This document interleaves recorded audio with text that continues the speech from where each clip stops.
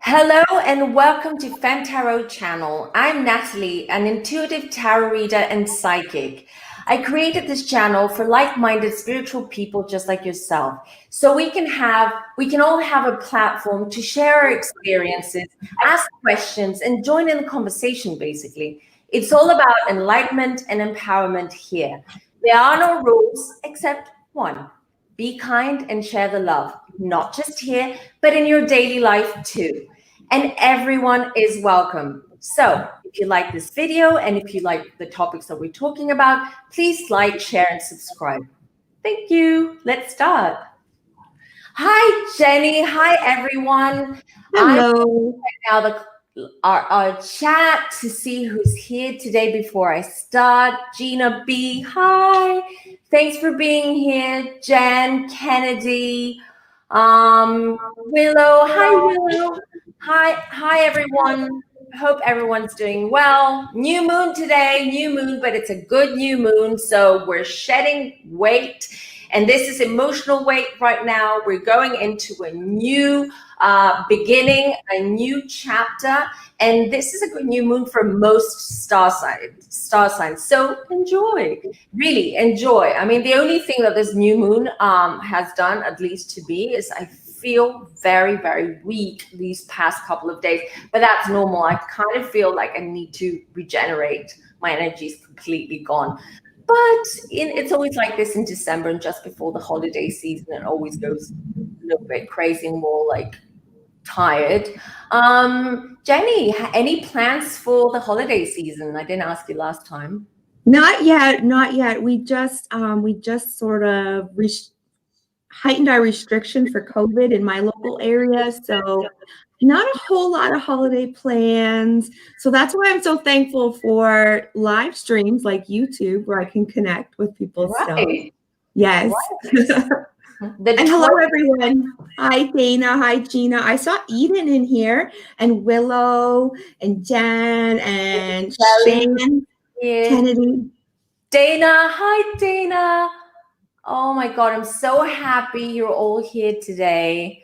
Hi, Jen.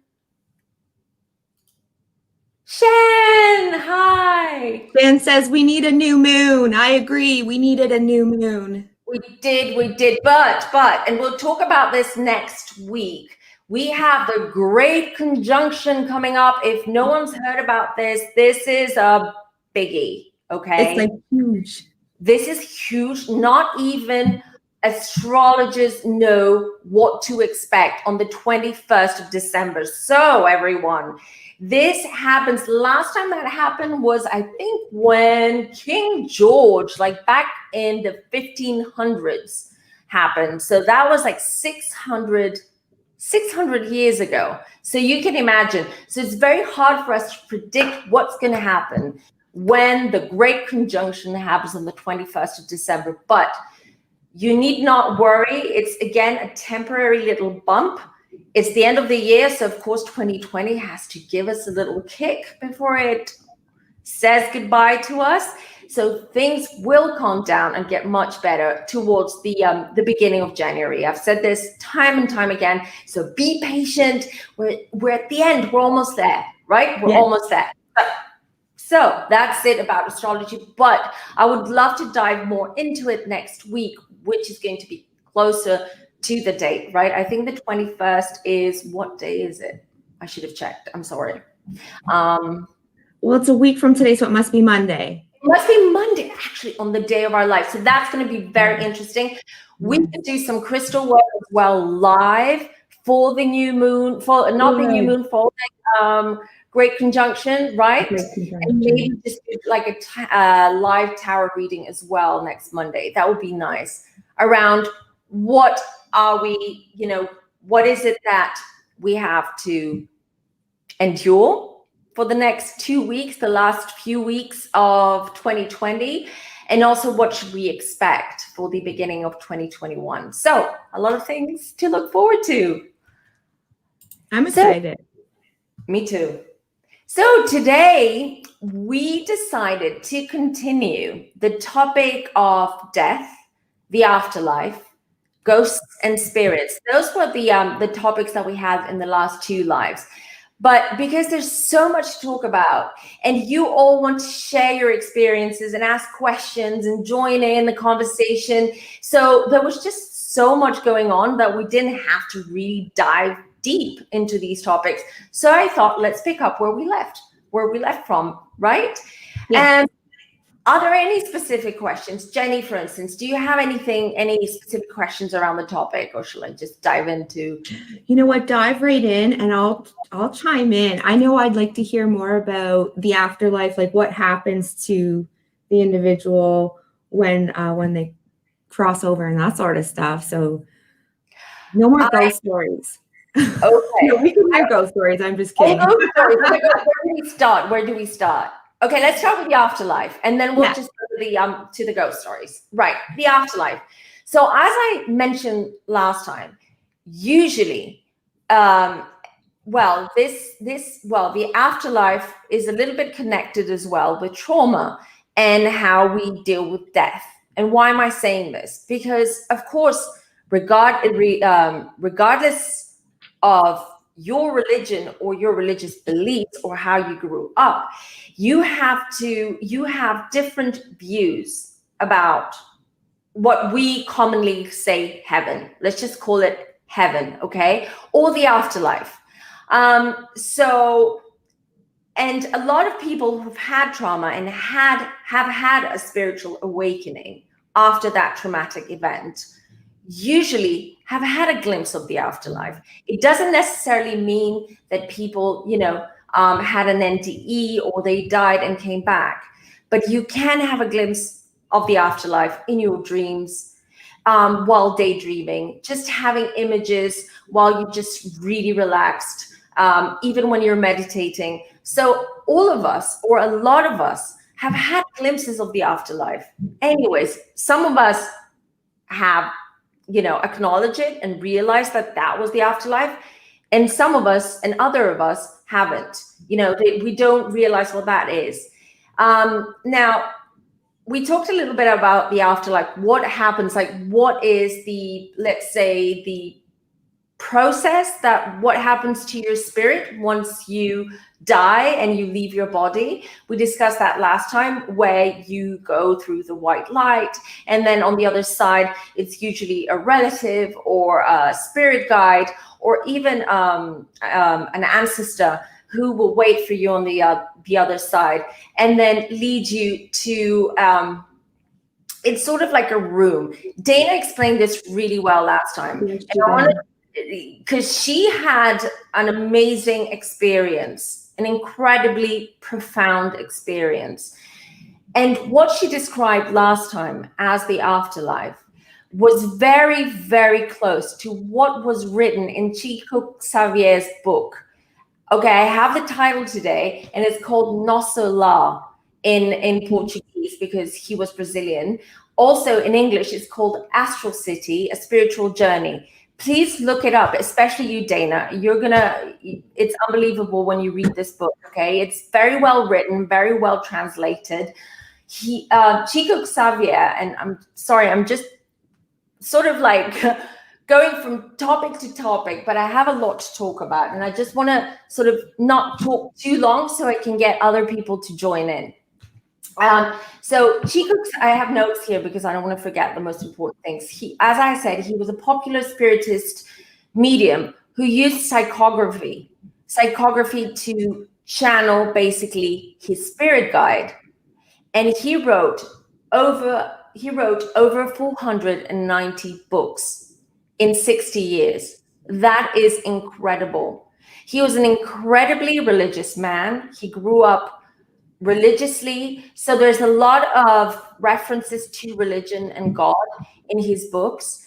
And it's, if you don't mind that part, depending on, of course, your religious beliefs, because you can also see the religious part, because that's his core. That's how he grew up. He came from very poor, conservative, religious family, and that was his, let's say, his foundation. That was his core. So everything was revolved around religion, even though he was a medium, a psychic medium. And so he writes in great detail about the afterlife, about what happens to our spirits, about stories from other spirits who basically he channeled them, and he wrote books and letters and sent them to their relatives with important information, with validating that they're fine on the other side, that there is love. So I highly recommend this book. First of all, it's, again, I'm going to repeat this, Chico Xavier. I'm going to link everything down in the description box. And the book is called, in English, Astral City, A Spiritual Journey. There used to be, I'm not sure, but I highly recommend it as well. If you don't have time to read his book, or you can't find his book, which is on Kindle, by the way, because I've got it. There's also on YouTube, they made a movie, a Brazilian production, but very well made. It's a bit of an older movie. I think it's a 25-year-old movie, and it's called Nosso Lar. It's actually called the Astral City. And you'll find it here on YouTube, it's a full movie. It's in Portuguese, but you have subtitles underneath, like English captions. So, and it's very easy to follow, and it's incredible. So I highly recommend that. How do you spell that? You said Nosso Lar? Nosso Lar? Nosso, N-O-S-S-O, and then Lar, L-A-R. And that's the Portuguese title, and in English it's Astral City, Spiritual Journey. Yeah, I'll link it down below. But it's very interesting for anyone who's had their spiritual awakening, or for any of you who are dealing with grief right now, and you've had this traumatic experience of losing someone you love. These books by Chico Xavier are extremely insightful. Highly recommend. So I can tell you, let's go back to the afterlife now. Enough about the book. What happens in the afterlife? So as soon as we cross over, we're basically we're led into this chamber. And in this chamber, we stay for as long as we need. Okay, there's no concept of time over there. At least it's not the same concept as here. So we... let me sorry, I just want to remove the comments so it's not distracting. And in this chamber, we stay for as long as we have to, because we go through what we call a life review. So we are asked to go back and look at very important events or life stations in our life, review them, and sit down and reflect on them. How did we? It's true. It's actually true. It's not. That's the only part I'm going to say that is the uncomfortable experience about dying, because you do, and that is why I insist, and I keep telling people, and I don't know where to look. The camera is there. Everything is like in different places. I know, me neither. So I'm like, sorry if I look cross-eyed or like I look in different places. But what was I going to say? The everything in the most uncomfortable part is that's why I keep saying that everything we do in this life, we need to make a conscious decision what we're doing and how we're saying it and how we treat people. Because one day on the other side, we will have to face that music. We will definitely have to face and excuse ourselves, not even excuse ourselves, but actually you have to give a reasonable, what's the word I'm looking for? Yeah, excuse in a way of why you did certain things in your life and what led you to that decision. And that is a hard process to go through. And also, it also helps the spirit adapt, because it takes a while for the spirit to adapt that it's back home without its body. And it doesn't have a life to deal with, a life that it has to navigate. It doesn't have that anymore. So it's back in its space, back home. And the spirit also. So this is a somewhat uncomfortable experience to go through, because obviously you have to settle with the idea that you're no longer living, that you're on the other side, but at the same time, you have to face the mistakes and all the events in your life that affected not only you, but the people you love and the people around you. So after the chamber, and there is no time frame or time limit. It depends. If you've been a really crappy person in your life and you've done crappy things, most likely you'll stay there for a long time, because there's a lot for you to understand and review, right? The other thing also is that not everyone goes to that chamber, because the most common question is, what happens to people who take their own lives? Because that is breaking a contract.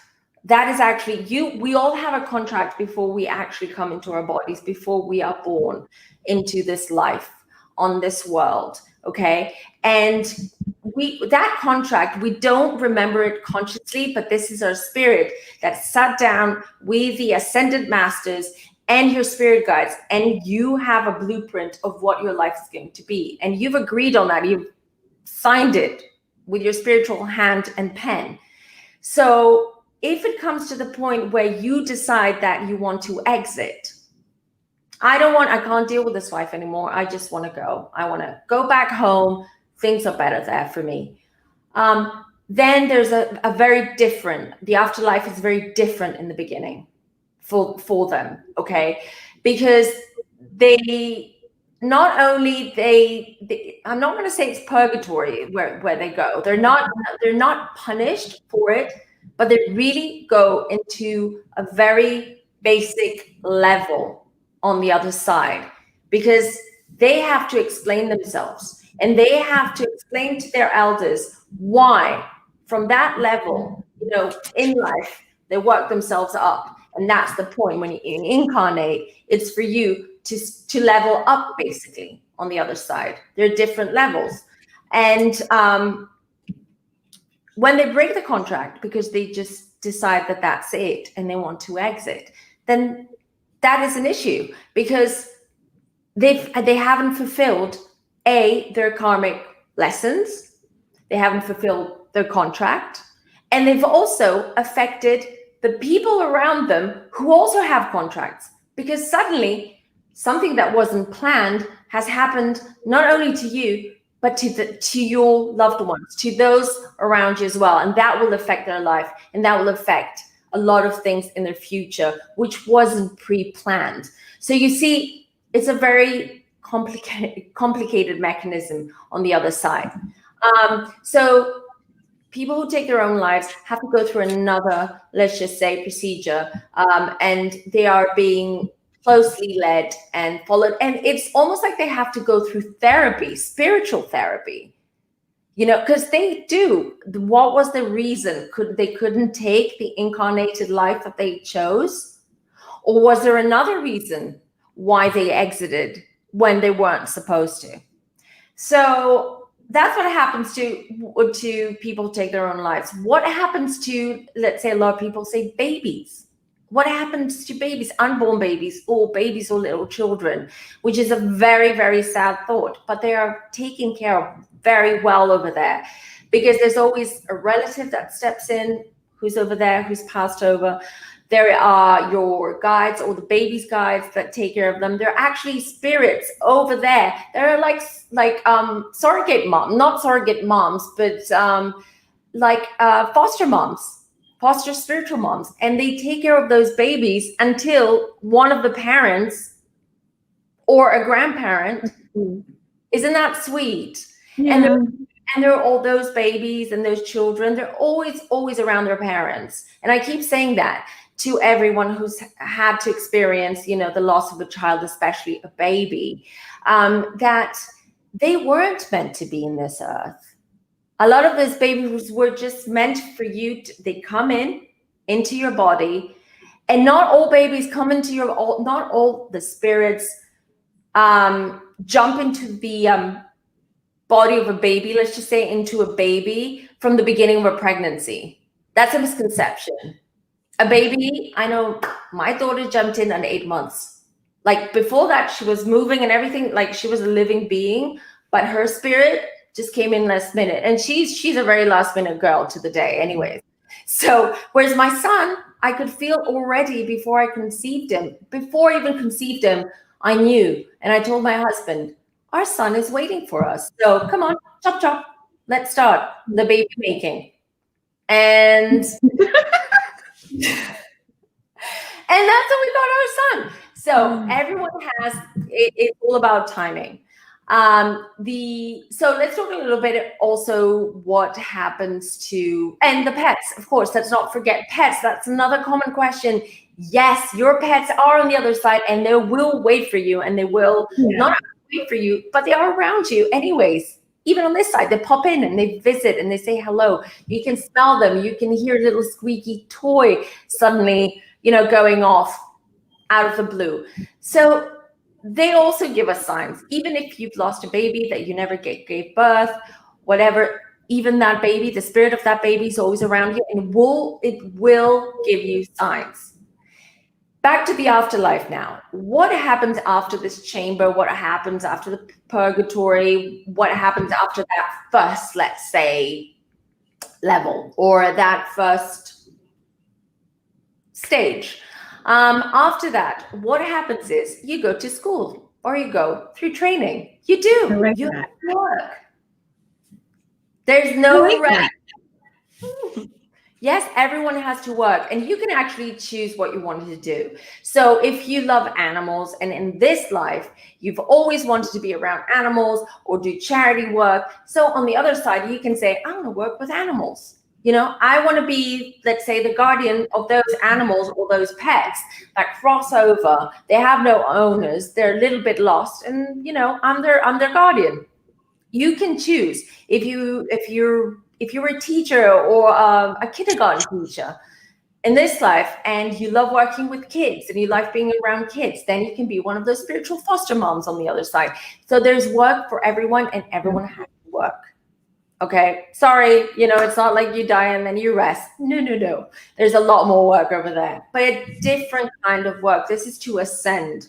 Okay, this is to ascend and come closer to the source, become a bigger piece of the source, because we all are.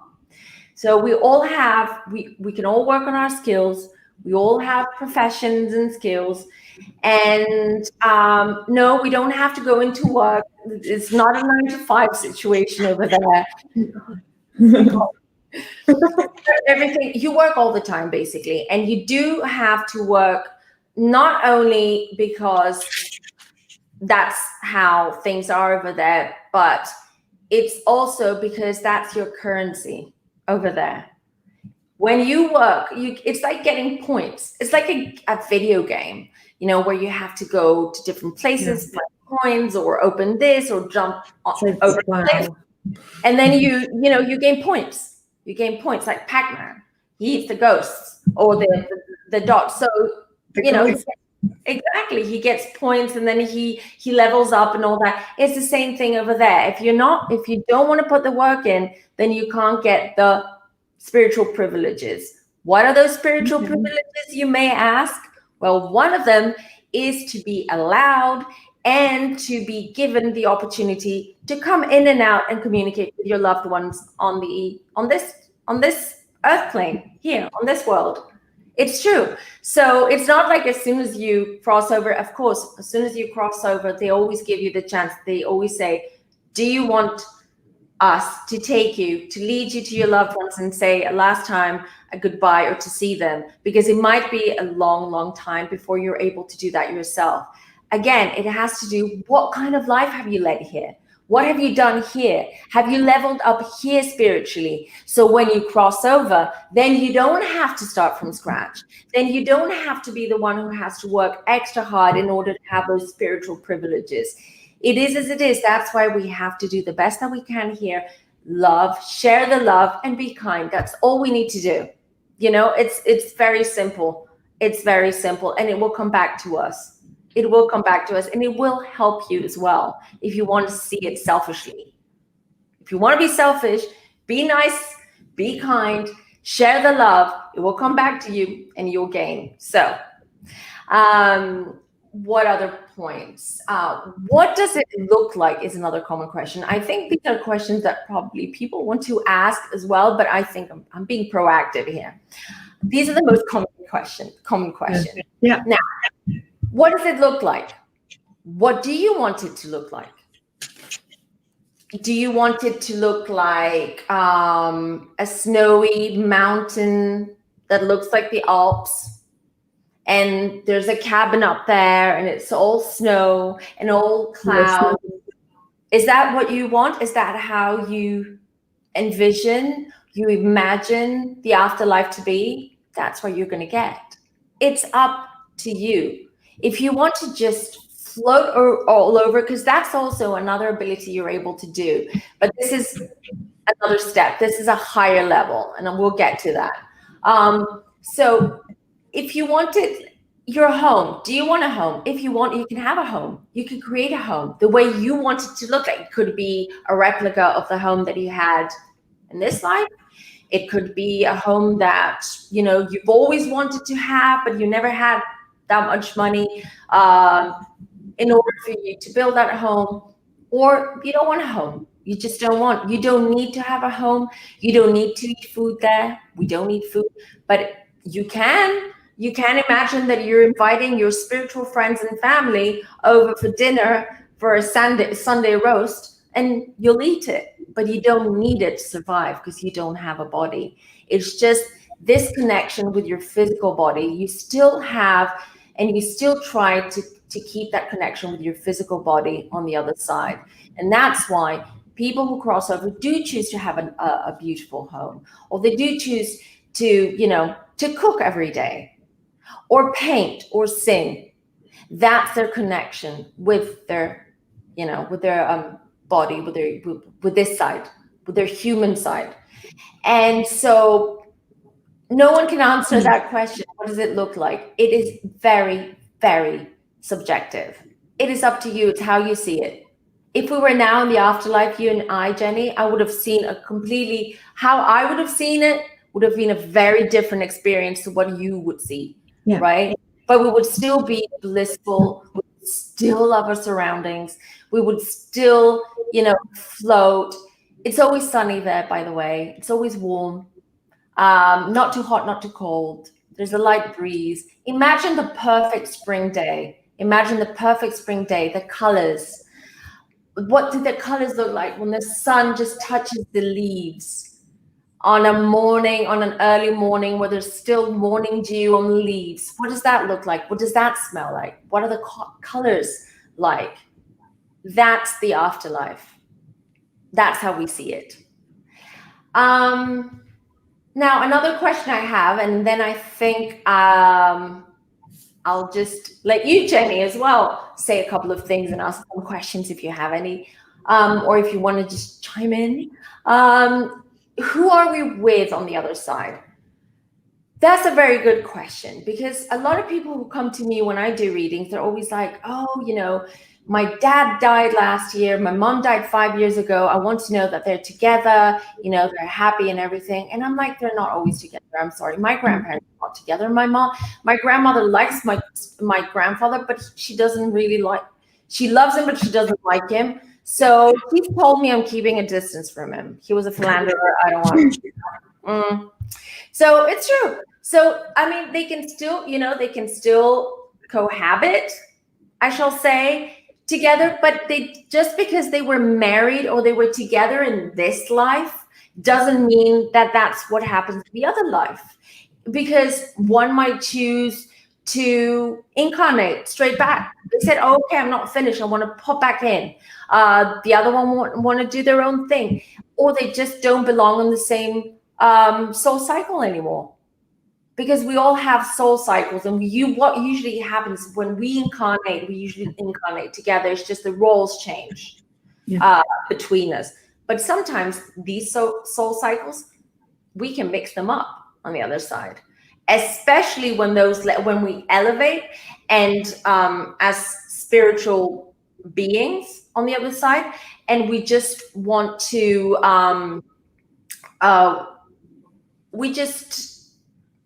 I lost my train of thought right now. I'm sorry, it's just trying to read everything and speak at the same time.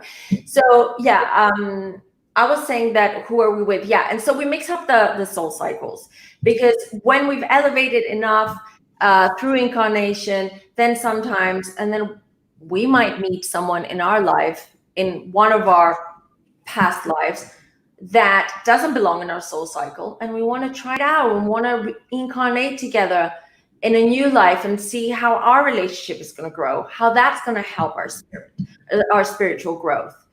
So who are we with?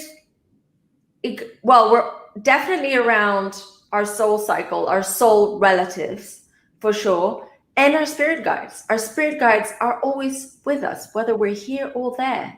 It's just there, we can see them, and we can communicate with them telepathically. Whereas here, it's a little bit harder if you're not psychic, a medium, if you're not clairvoyant. So it's really interesting. It's really interesting because we're here and there and everywhere. Any questions? I have questions. Go for it. Okay. So maybe I'll start with where we are, what we're talking about right now. So you're talking about soul cycles and how you can, kind of hang out with your soul family on the other side. I'm not echoing or anything, am I? No, okay. no. Okay, perfect. So like in my situation, for example, with Pete being on the other side, when you are like, I'm assuming in my mind, he's just like waiting for me over there. But I know that doesn't happen with every situation and every couple. So what happens? Like, because I know you have different lifetimes and you have different spouses in different lifetimes. And how does that work? Is it basically like heaven itself, where it's subject to your own situation and whatever you want, sort of thing? So the question is whether, sorry, can you repeat that again? Sorry. So basically the question is, it's just that you're stating it can be a different situation for anybody, for everybody. Like it can be a different situation for anybody. About in your situation, your grandma is not with your grandpa, for example. Yeah. Mm-hmm. Okay. So you mean if it's different when they cross over, or if it's different generally over there? It is different. As I said, even the crossing over is different depending on the situation, depending on the spirit, depending on what kind of death they had, right? Or they're having. Right. And yes, it is a choice. It is a choice. It doesn't mean just because my grandmother married my grandfather, which means they had a contract before they even came into their human bodies to marry each other. Right. Yes, they did have a contract. Why? Because it helped both of them in their path, in their spiritual path, by being married together and go through what they went through as a couple. And not only because they went through 2 wars, the 2 First World Wars. My grandfather was a surgeon. He was a very well-known surgeon, whatever.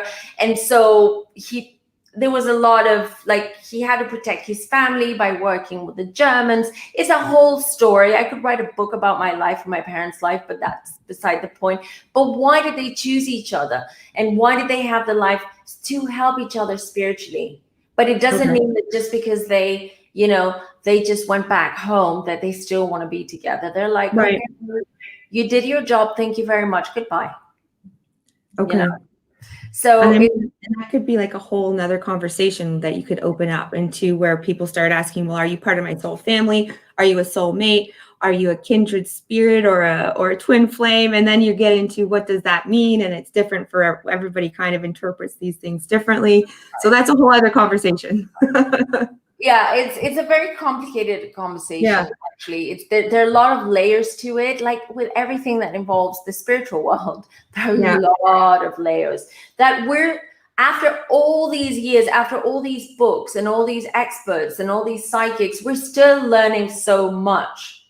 I'm learning so much every time I get visits and messages from spirits, my guides, my ancestors. It's crazy. I'm learning something new every day and I'm loving it. I love it. I feel like I live in an encyclopedia of amazing spiritual knowledge. And like every soul you encounter has its own book, has its own story to tell. So that's pretty neat. Another question I had is that, and it was neat that you kind of mentioned about when like suicide and taking your own life, and how I remembered in one of our last episodes, Dana mentioned that there was like a building that, she saw where she kind of understood it as where they go as sort of like therapy to kind of transition to the other side. So I thought that was neat that you mentioned that. Now, one question I had, do we ascend faster on Earth? Do we ascend faster in heaven or on the other side? Or is it a situation, again, is it situational? Sometimes maybe you really ascend fast on Earth. And like in my situation, I feel like if I look at Pete, he's ascended so much faster in a year on the other side than his whole like 35 years here. So is that the same for everybody though?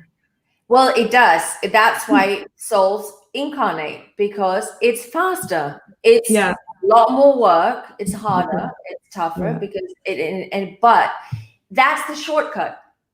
If they want a shortcut, it's like, give me a body. I want to go back to Earth, Okay. I want to be hit. I want to be abused. I want to be an alcoholic. I want to be all the crap in the world, because when I come back, I'll be up there, right? Yeah.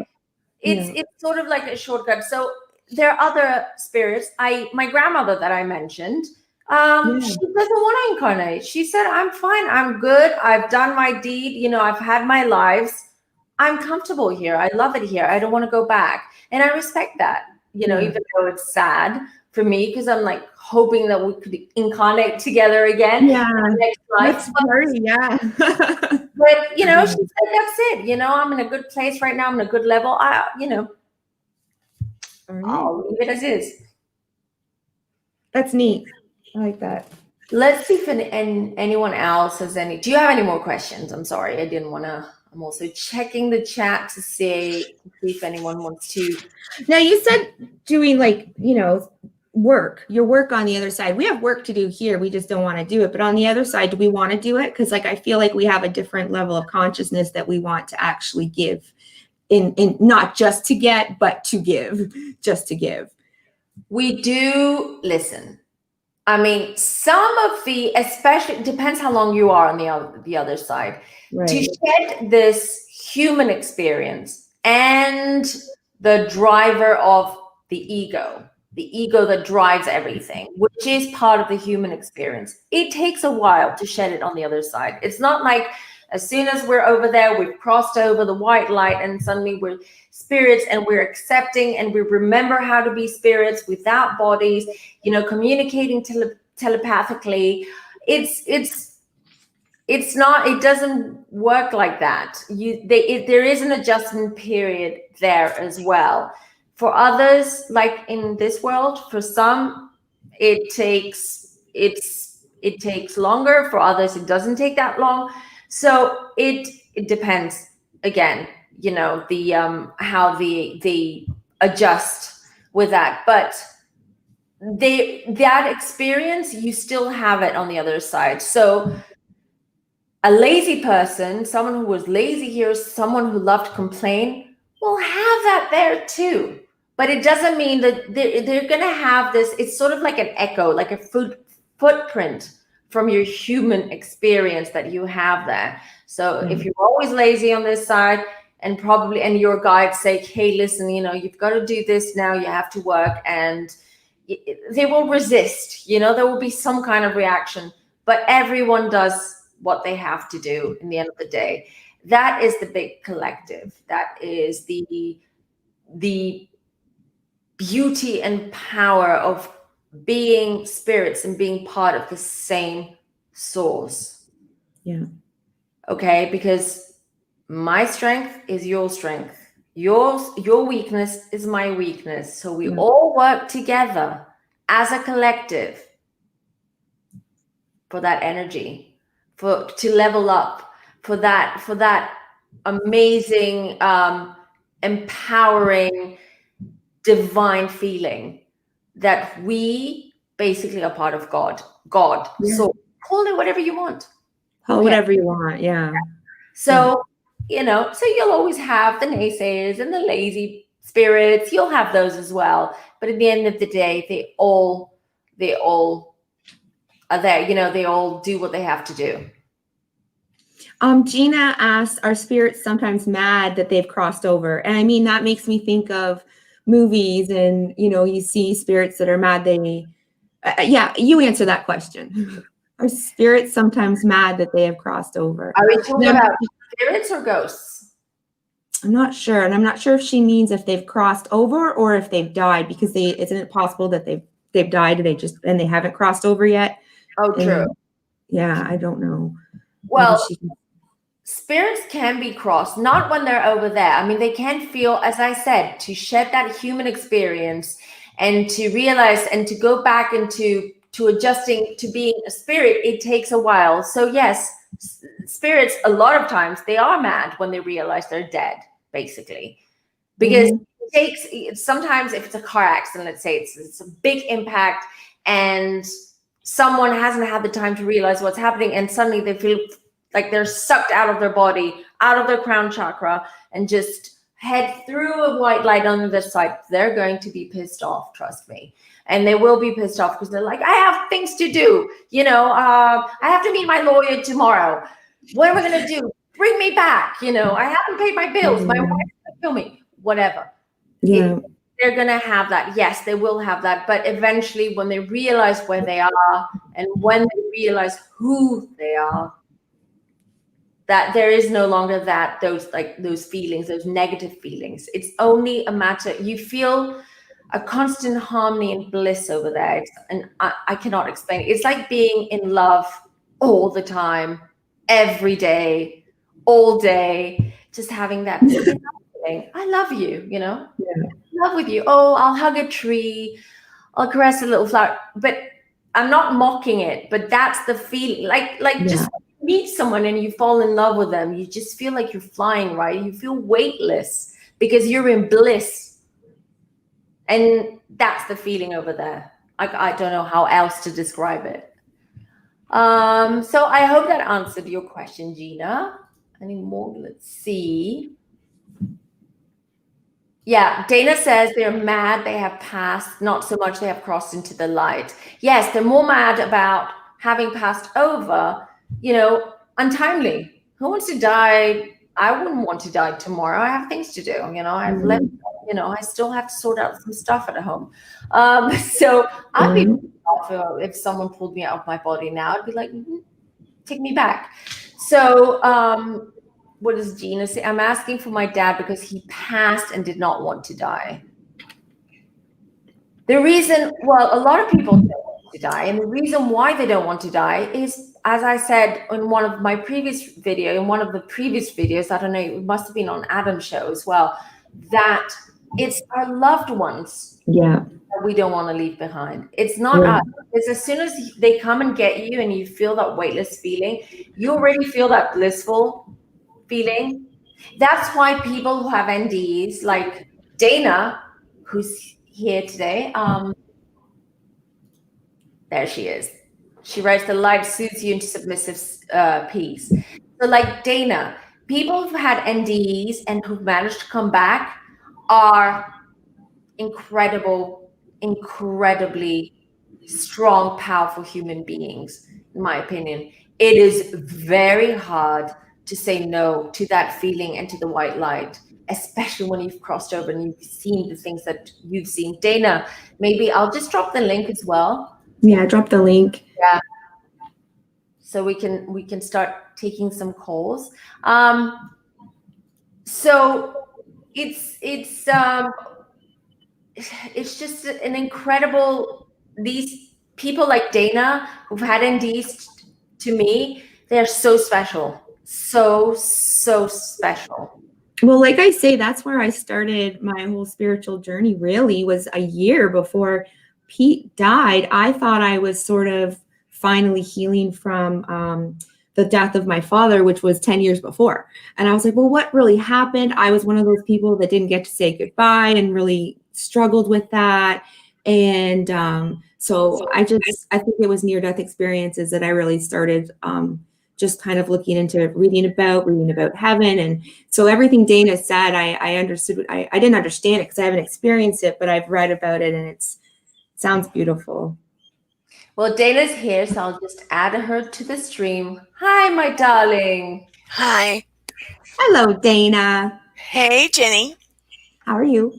Good. How are you? Good.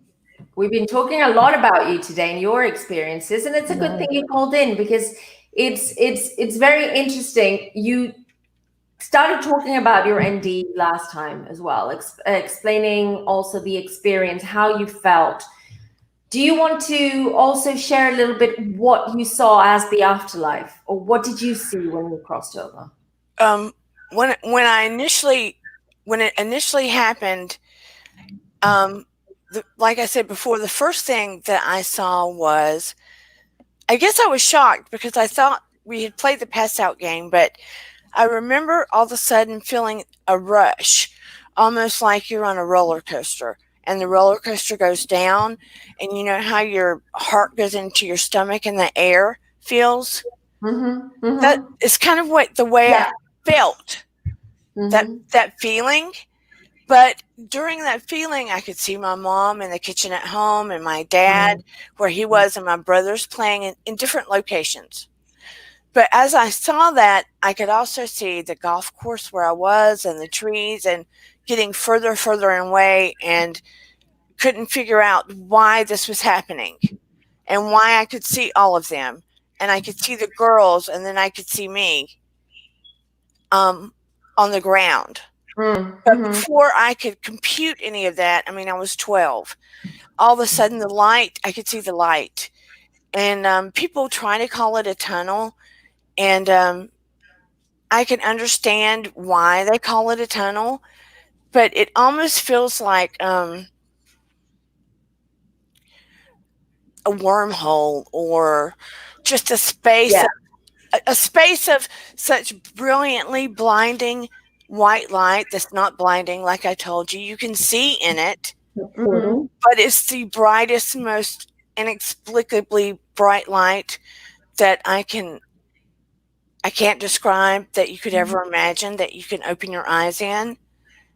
But it's so beautiful. I mean, it's so beautiful that it's like you cannot not open your eyes in it. But I kept moving through it, and it got brighter and wider, like massively wider. But it was around me, above me, through me, and I was like standing on it, but not on it.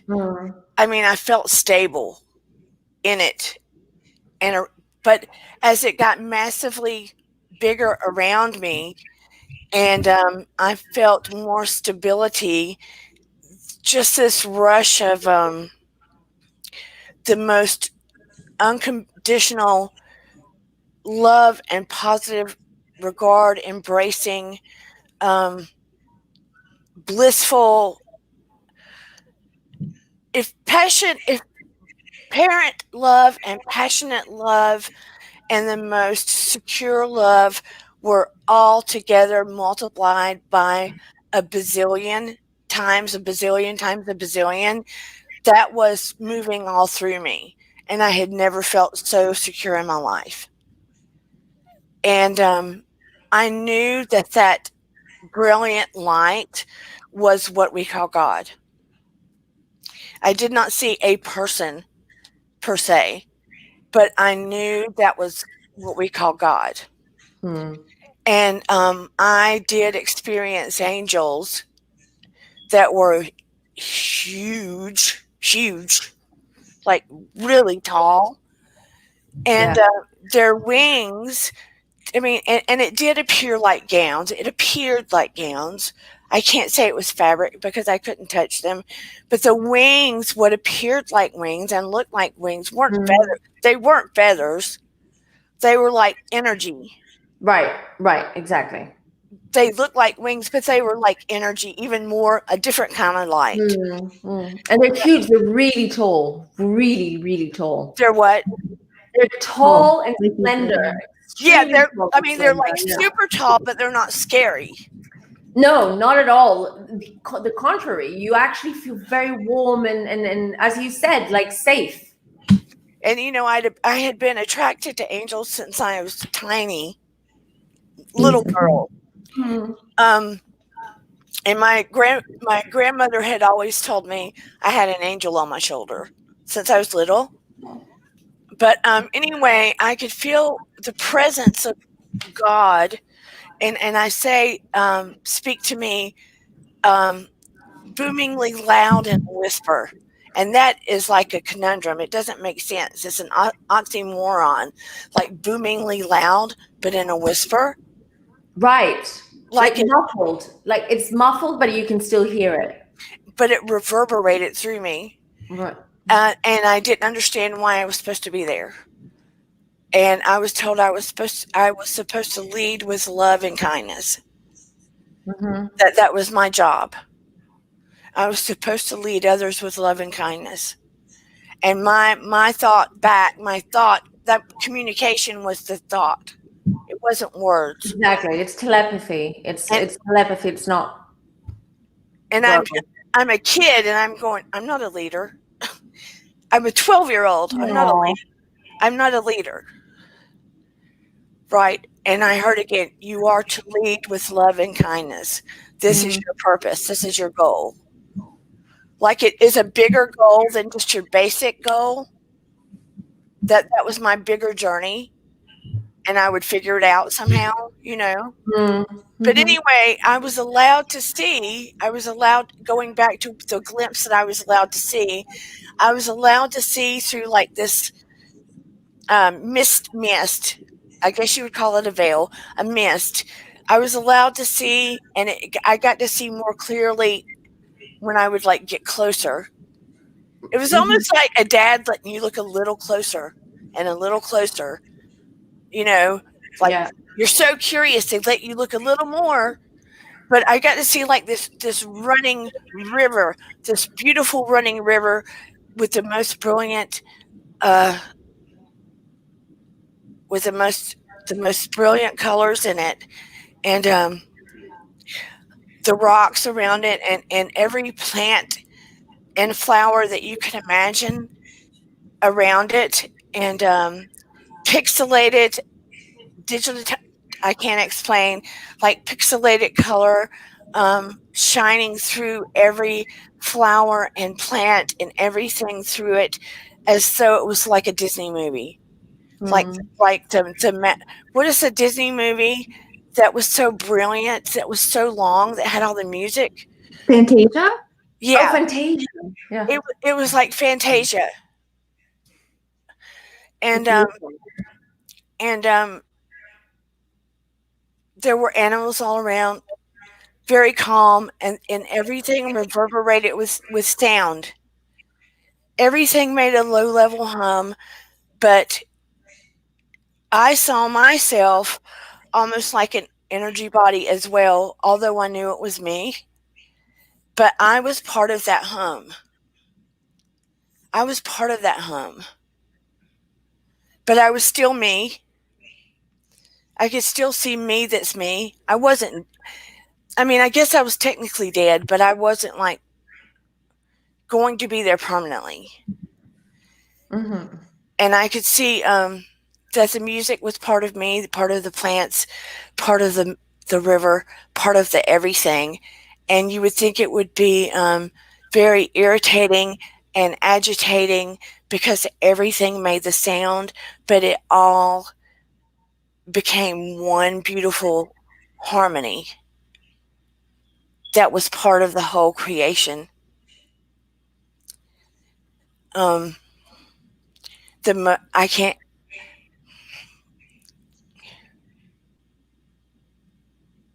I'm sorry. That's beautiful. That's beautiful. It's like a song. It's like the most beautiful song, and everything comes together. And the fact that we're part of that is beautiful. And you're apologizing for sharing an amazing, incredible experience. What you're doing is helping others as well understand what death is. When I see it again, when I start to talk to you about it, it is so the colors are the most magnificent colors I've ever seen. I've never seen anything like that in my entire life on this earth. The depth is so rich. There are no paints that you could buy that could even come close. Children and people, you were right. Everybody has a job. Some of the knowledge that I got, you were correct. You can have a home. If you can imagine it, if you can visualize it, it becomes it. Because we don't have heat and cold and those kind of concerns there, you don't have to worry about the snowy mountain being cold unless you want it cold. Exactly. You don't need clothes on the other side. You wear them because you want to, if you want to. The buildings that you build are visualized and they're made of that same energy. They're tangible and you can touch them and they can feel solid, but they're not really solid. They're only solid because you want them to feel solid. The food can smell and the food can taste, like she said, because that's what you want it to be. Because that's what you desire it to be.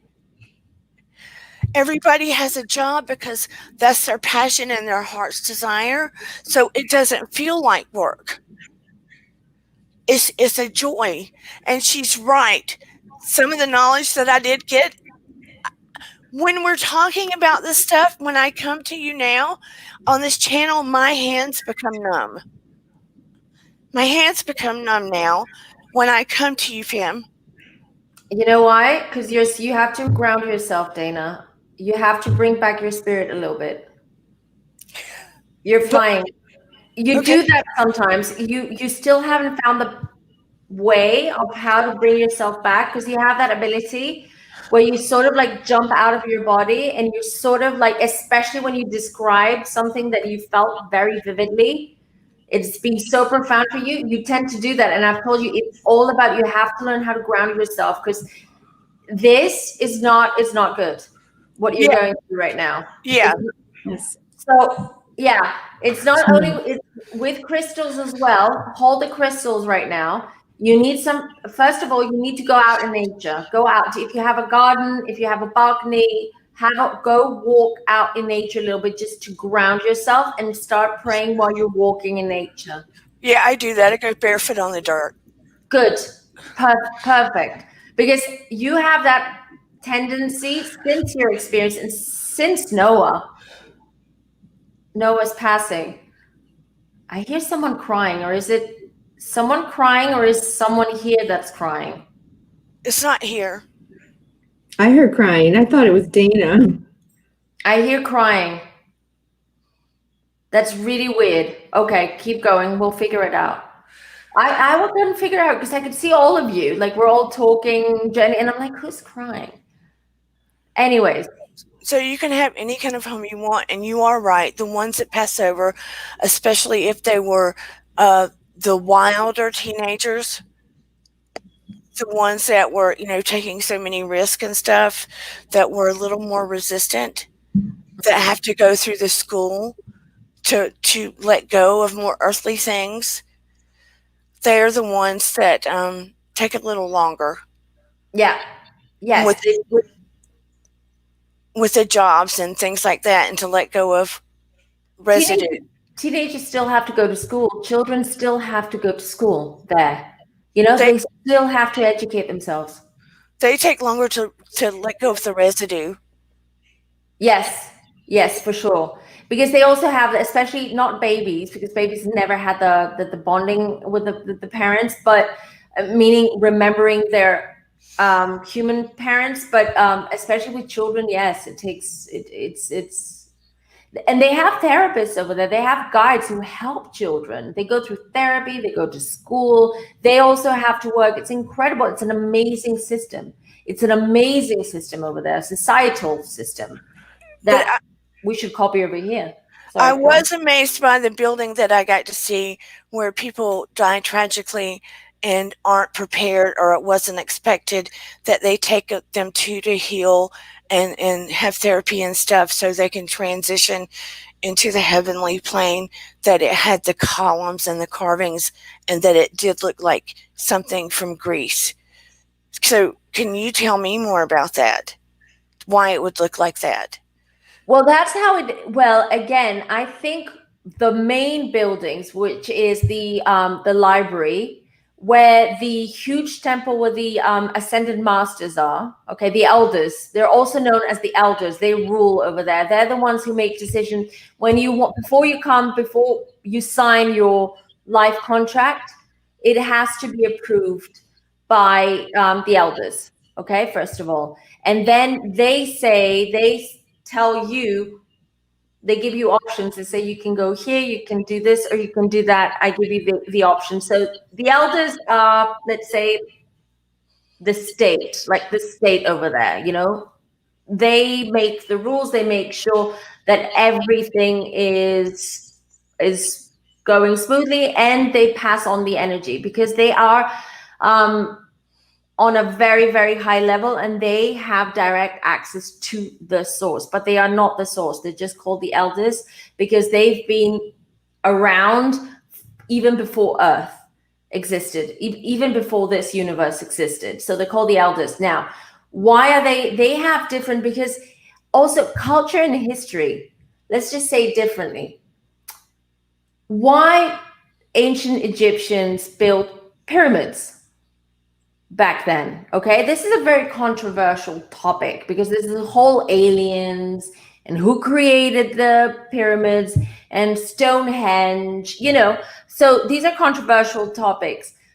But what I believe is that what we're seeing here are replicas. So what humans created on this earth that we call the 7 wonders of the world, or the wonders of the world generally, let's not count them. Yeah. They are not, we got that idea from the other side. Right. It's not like the spirit world said, I like the Parthenon. I like the Parthenon in ancient Greece. So I think I'll just, put my Akashic library in the Parthenon.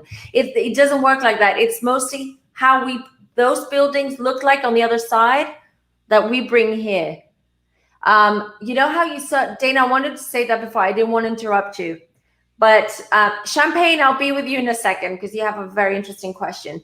You said about that humming sound. Yeah. That's right. Yeah. I wanna suggest to you, I have it here. I have to make notes and post all of these in the description box. But so this is Sibelius. There's a playlist on Spotify. Okay. You can see it. This is Sibelius, Jean Sibelius. He was Finnish, and apparently that his melody and his music, okay, from this composer, he's channeled this music and this hymn and this melody from the other side, because apparently it's the closest thing, his music, when you hear his compositions, they're very close to what you hear on the other side, because on the other side, there is a constant hum all the time, because that's the energy. It's like a generator. When you have a big generator at home, regardless how big your home is, you will always hear that hum noise because it generates energy. But it's not irritating. No, it's not. But on top of that, you do have angels and spirits and energy forms that like to sing. And if you listen to Sibelius, and I've done it, and I meditated, and I swear to God, I really thought I had a deja vu. I really thought I was back on the other side. It just lifted me up. My whole body was reacting to it. Every little molecule in my body was reacting to it. Just as you described, Dana, when you went on the other side and you started feeling in that sound. So, sorry, I'm jumping from one topic to the other because you asked about the temples and the Akashic library and all that. And then I went to say, but I did make a mental note just to tell you that, because I think you should look into it. Have a listen and see if that helps you connect. Okay. Okay, I'll post everything in the description box, the books, the playlist, everything. I also am thinking of doing a playlist on Spotify with meditation and really interesting songs, not songs, but hymns, let's just say, that elevate your energy levels. I'm going to make a playlist for if anyone wants to, and I'll share it if anyone wants to listen to those. So I'll just go really quickly to Champagne, because she says, I have a question overall. General, how can I tell if there's an earthbound spirit around? So, Champagne, do you feel like there is an earthbound spirit around you? If you do, can you tell me why? Why do you think that? And I hope I can help you. You can feel earthbound spirits because they will just make themselves known. You'll feel the change of energy, the change of temperature in your room or in your home. You're going to start seeing shadows where they don't belong there, or moving shadows, orbs. It could be a lot of things. If the earthbound spirit is a bit naughty and wants to, attract your attention, they might start like flicking, playing around with your TV set, or they might move things around. Oh, or there's a ton of things. You'll know if you have an earthbound spirit around, if you're open to it, because there are people who are I can't say it. You know what I mean? They're skeptical. There you go. They're skeptical about ghosts and spirits. So a ghost could like walk in front of them and they'll say, no, that was just the shadow from the bus that just, drove in front of that window. So, but generally, if there's an earthbound spirit.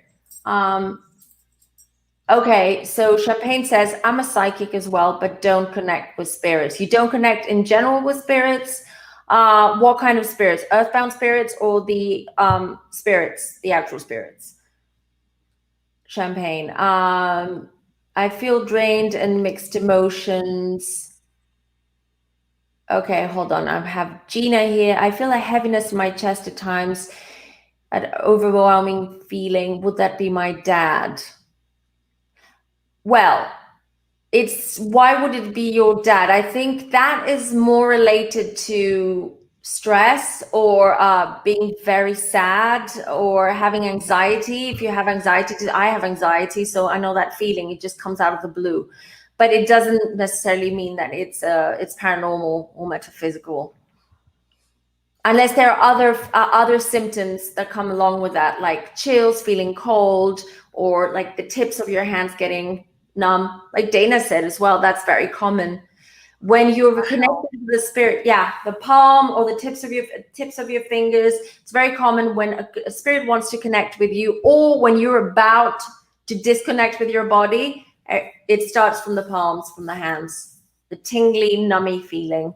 It's incredible, and then it just like moves up, and then goes to the head, and then suddenly you just don't feel anything. You just don't feel the rest of your body for a while.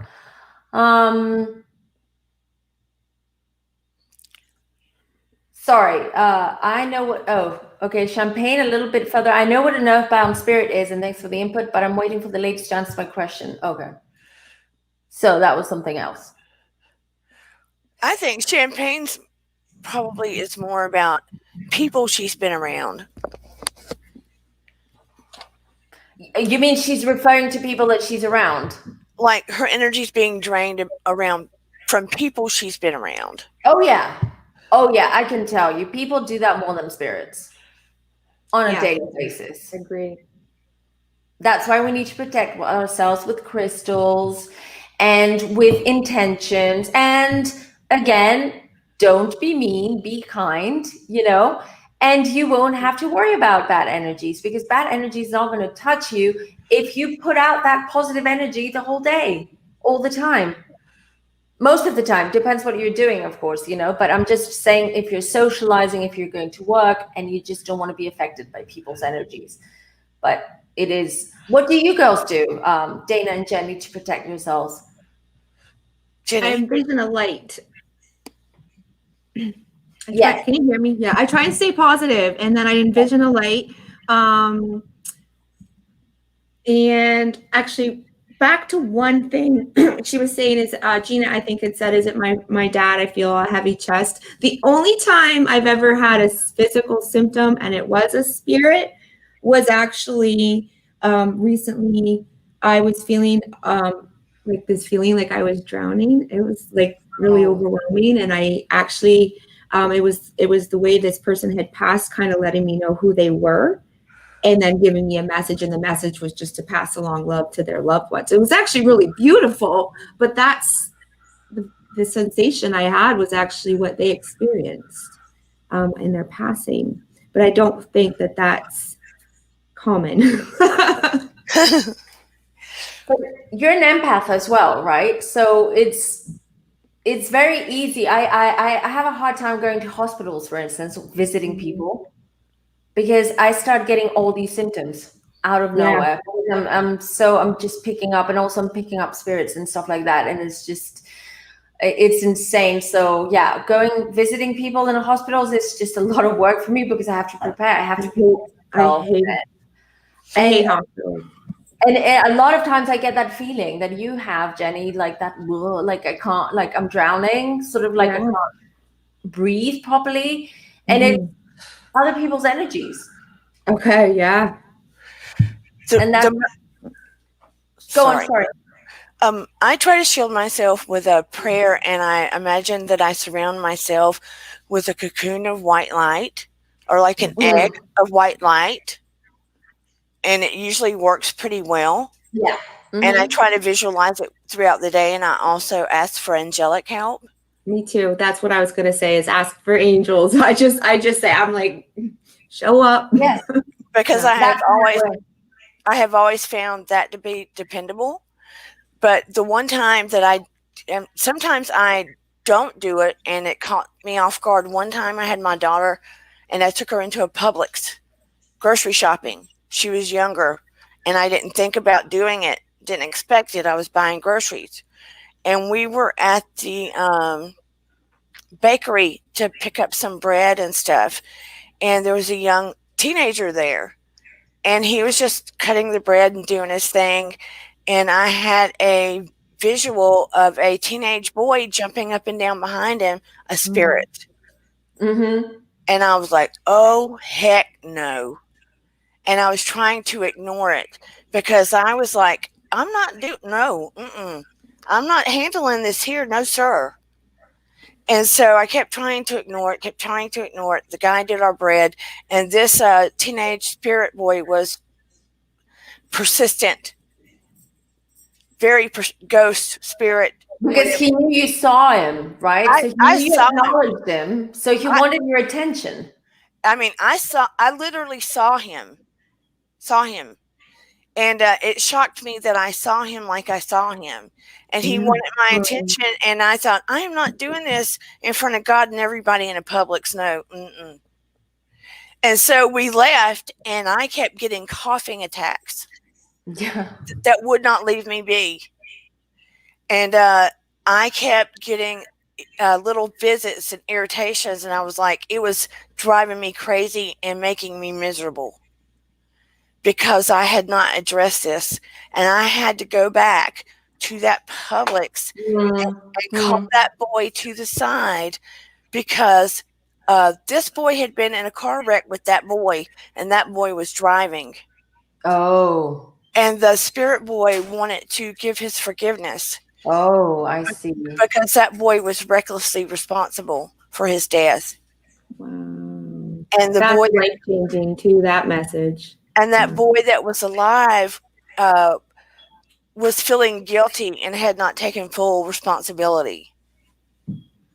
So I had to do it, because I had a tag along.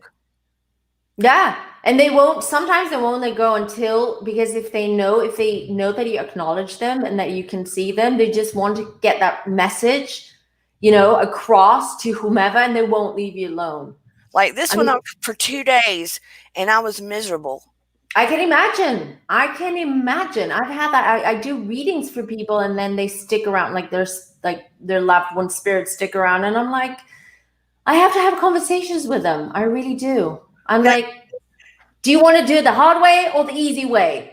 Let me Okay. tell you, this is so far out of my comfort zone and personality, and I'm in the South to go do that. You just have no idea. But you have a gift, Dana. And this in the future, I don't think you're quite ready right now because you still have to manage, as we said, those like energetic pools that you have. But I really think you would make an amazing psychic. No, I've already done that.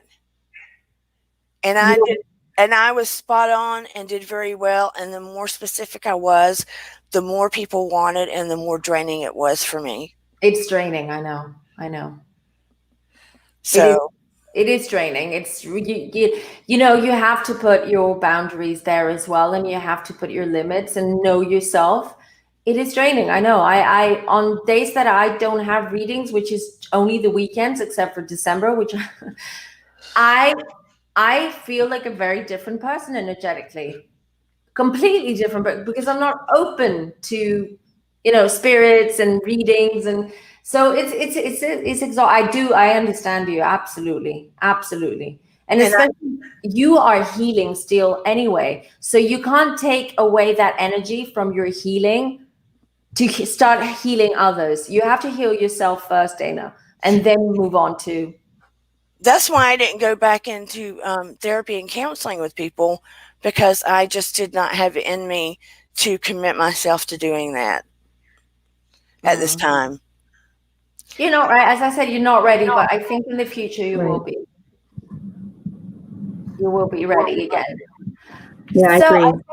I think we're pushing on to 1.5 hours. How about if we start some lightning readings, or let's do a lightning reading for whoever wants. I'll just post the link down below.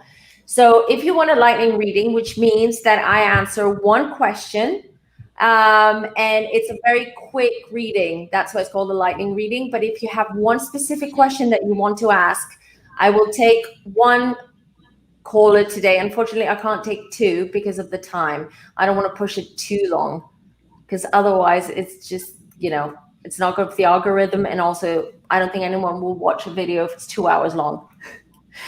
But do you want to stay on, Dana, or do you want me to drop you? You can drop me off. Okay. Otherwise, if no one wants a lightning reading, then we can have another 5 minutes together. Maybe you want a lightning reading, Dana. Do you want one? No, you did a question for me last week about. I did. That's true. That's true. You know what's really bugging me right now? You heard that too, Jenny. We both heard that girl crying, a little girl crying coming from your microphone. And I kept seeing someone behind you. Okay. So I don't know. Do you feel anyone around you right now? You're talking to me or Jenny? No, you, Dana. Jenny heard it, but I saw it behind. I saw that little girl with you behind you. I mean, I keep feeling pressure behind my right. That's exactly where she is. No, the other side, where the flag is, the American flag. Yeah. There, she's there. Over here. Yeah, she was not now. She was there when I saw her. When I heard that. But I feel it here now. Let me tell you about this side. When Noah first passed, and remember when I told you that I had a lot. I told Jenny a lot of young spirit children.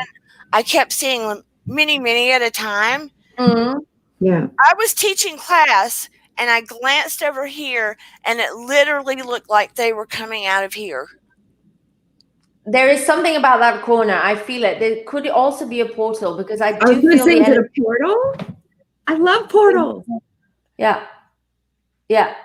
Could be a portal. I mean, I've always, like, my eye always drawn there. So for me, that means that. And I saw it before. Jenny heard it. Jenny also heard it. Listen, we're three women with psychic abilities. I mean, my feeling. I feel a pressure behind my right shoulder, and it feels like if there is, she's three. She's three. Yeah. She's 3, 4. She's like she's preschool. Like she's a kindergartner. Yeah, I definitely. Bless her heart. This is happening live right now. And I teach pre-K online. But she was crying, and I also think that girl she looked Asian to me. I teach English to Chinese children She online. teaches Chinese. You do? Yeah. Yeah. Have you had any students that have crossed over? I have not seen one of my students since Corona started. Check up on her, please. I can't. You can't. Oh, We're not not allowed. through. We're not allowed to communicate with them in that way. If we don't see them, we don't see them. Really? Okay. Not even her parents or school or nothing. She was like crying, and okay, she's here now. She's also here. And I was her favorite teacher. She's here now. She's come to me. I just got goosebumps. Yeah, she's here, and because you know why? Because this little girl, she's crying because she feels that she forgot her homework. She lost her homework. She's scared of her parents. Something happened at school. That's what I'm getting from her.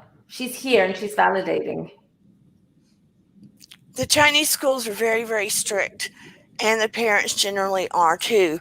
When the students have me or one of the other teachers that teach English, we're like fun time to them.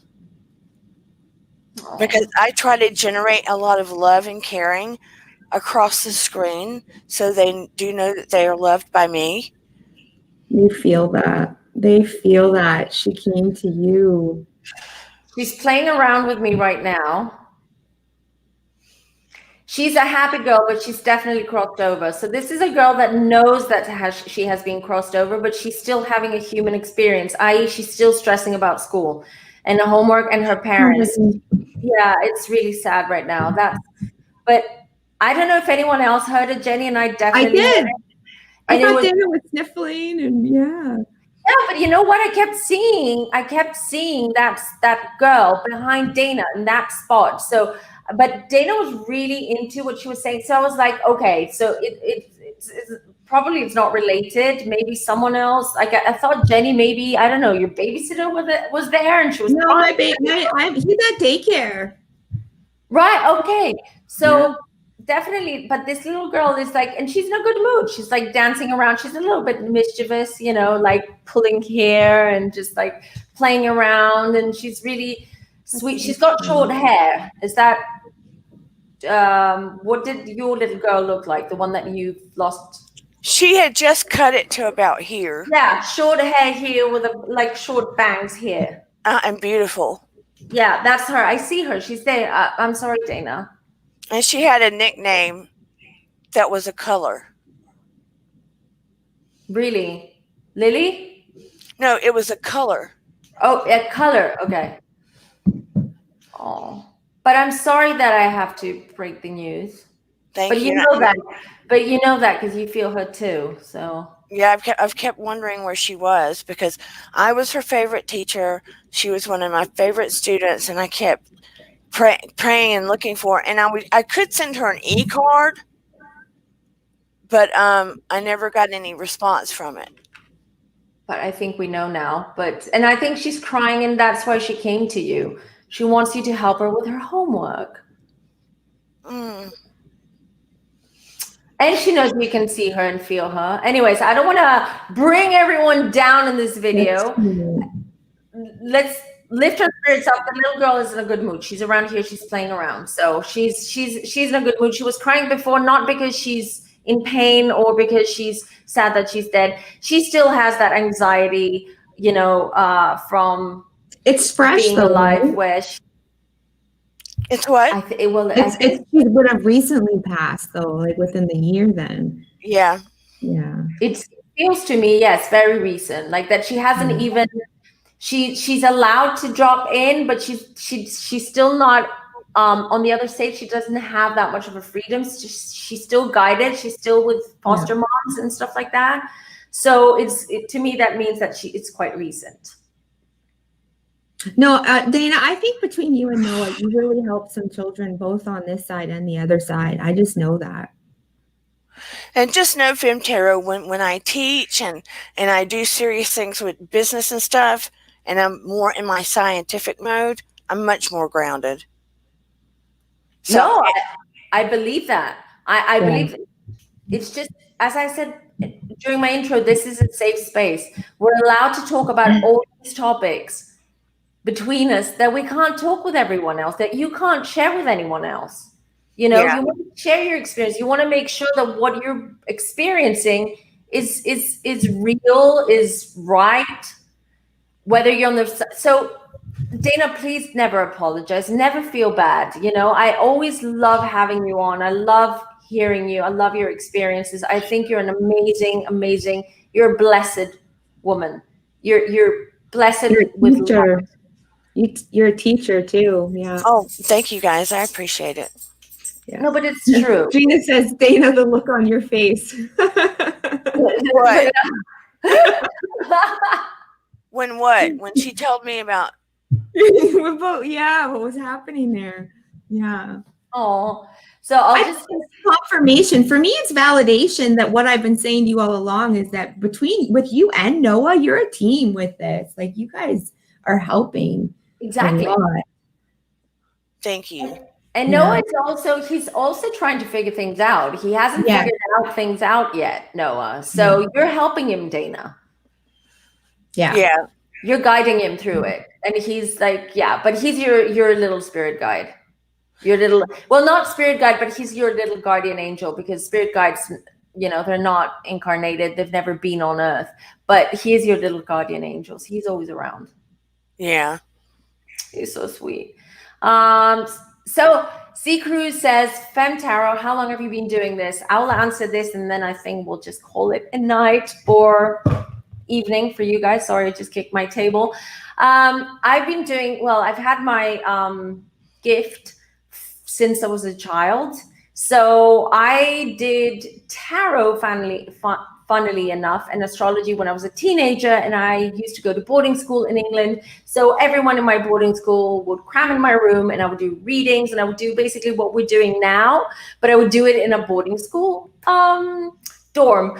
And so, but I did and do have a career in marketing, and a 20-year career in marketing and digital marketing. Had my own agency, worked for big tech companies, blah, blah, blah, and gave it all up because my calling is to heal and help. So I was working marketing by day and doing this by night, basically, and on the weekends. So I worked nonstop. And then I just said, no, I don't care about, making so much of a career or money or make a name for myself. What I want to do is I want to put my gift out there. I don't care I always worried about what my parents were going to say, because I come from anyways, my family is quite affluent, let's just say. So they have high five on that. They have different ways of thinking, especially my father. So, but not now. But the last few years, I'm like, I don't care. I'm doing good. People need me. And I'm just going to put myself out there, and I'm going to take a huge risk. And to me, it's not a risk, actually. It's not a risk. I don't even see it as a risk. So I've been doing it for a very long time. I'm 41, so add up the years. And I don't mind telling my age online.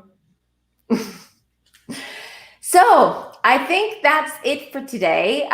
It was a very interesting discussion. We didn't talk about ghost encounters. We talked about the afterlife. We talked about the afterlife, and we managed to get really deep into it, which is interesting. Yeah. And hear Dana's perspective and experience as well, which I think was really interesting. I think we will, I don't know, Dana, before I drop you, any topics for next week? Any ideas, wishes? What do you think, Jenny? Angels. Yeah, angels. That would be a great one. Okay, we'll do angels. I like that one. Okay. There's a lot to talk about angels and a lot of stories. Yes, excited. So angel is everyone. Dana, thanks for calling in. Thanks for being here and for supporting me every time. I really, really appreciate it. Thank you. Oh, thank you guys for allowing me in the group. Oh, thank you. Of course. If we didn't have you, who would we have, right? I mean, Dana. We love Dana. Oh Lord, have mercy. We do. Oh, stop. She's so southern. Oh Lord, have mercy. Oh, sweet. Lots of love and kisses, love and blessings, Dana. See you next Bye. week. I'll see you tomorrow. Bye. Okay, bye. So sorry, I have to. There we go. So, Jenny, any last words? No, that was great. It was a good deep dive into it a little bit further. And like you said, we didn't even get to go. So, I mean, you could just keep talking and talking and talking. I know. And then I just realized, oh my God, 1.5 hours. Like time really flies. It does. We need a marathon just to take each topic and just really dissect it as much as we can. And we had that amazing little, ghost spirit visitation. Spirit encounter, live on YouTube, everyone. Yes. Yeah, I mean, it's interesting. When we were our first episode, my friend is a psychic, and he said he saw a gentleman behind you in the first episode. He was telling me someone with a mustache or something. Nobody I knew. I think I know who it was because I got goosebumps. So yeah, I think I know who it was.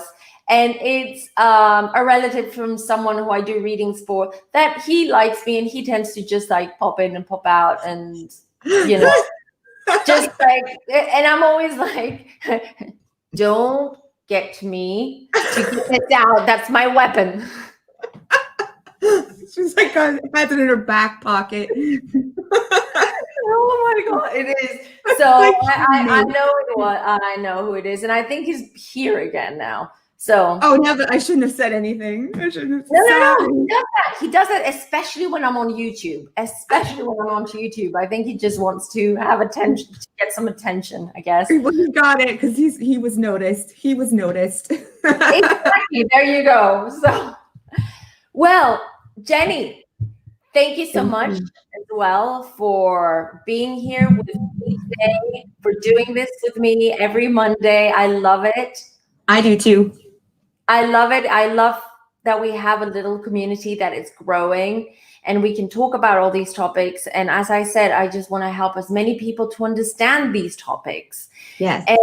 And don't be afraid. Really, don't be afraid. We're surrounded by spirits and ghosts all the time.